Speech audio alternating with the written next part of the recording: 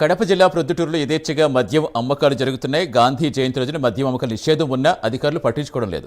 మామూలు మొత్తంలో ఎక్సైజ్ పోలీసులు చూసినట్టు వ్యవహరిస్తున్నారు. దుకాణాలు మూసున్నప్పటికీ బ్లాక్ మార్కెట్లో మద్యం విక్రయిస్తున్నారు. దీంతో మందు షాపులు, బార్ల వద్ద పడిగాపులు కాస్తున్నారు. పూర్తి సమాచారం ఇచ్చేందుకు మా కరెస్పాండెంట్ సుధీర్ జనతన. సుధీర్, ఆల్రెడీ మనం మార్నింగ్ కూడా చెప్పుకున్నాం, ఇలాగ మామూలు మొత్తంలో అధికారులు ఎక్కేలాగా స్పందించలేదు ఇప్పటివరకు.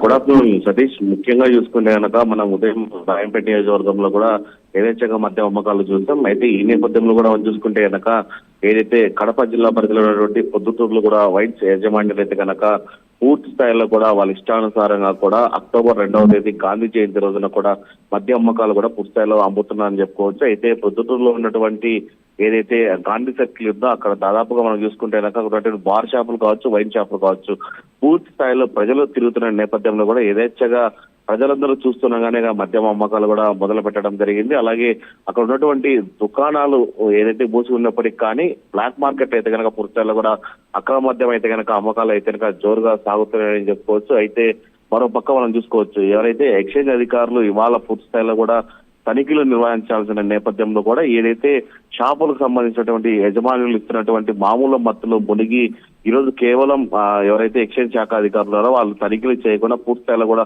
విచ్చలవిడిగా వదిలిపెట్టడం జరిగింది. అయితే పూర్తి స్థాయిలో మనం చూసుకోవచ్చు, రాష్ట్ర ప్రభుత్వం కాబట్టి వారు దేశవ్యాప్తంగా కూడా పూర్తి స్థాయిలో ఇవాళ గాంధీ జయంతి 2వ తేదీ ఖచ్చితంగా మాంసం అమ్మకాలు, మరోపక్క మద్యం అమ్మకాలు కూడా మూసివేయాలని చెప్పి ఈ ఒక్కరోజు ఖచ్చితంగా నిషేధం అనేది పెట్టడం జరిగింది. అయితే ఈ నేపథ్యంలో ఇవన్నీ కూడా పూర్తి స్థాయిలో నిమ్మక నీరెత్తినట్టు కూడా అధికారులు అయితే కనుక ఉన్నారని చెప్పుకోవచ్చు. ఏదేమైనా ఇప్పటికైనా ఎక్సైజ్ అధికారులు స్పందించి ఇక్కడ జరుగుతున్నటువంటి ఏదైతే అక్రమ మద్యం అమ్మకాలు ఉన్నాయో దానిపైన కఠిన చర్యలు తీసుకోవాలని చెప్పి అటు ప్రజలు కూడా కోరుతున్న పరిస్థితి ఉంది. Satish, right, thank you Sudheer.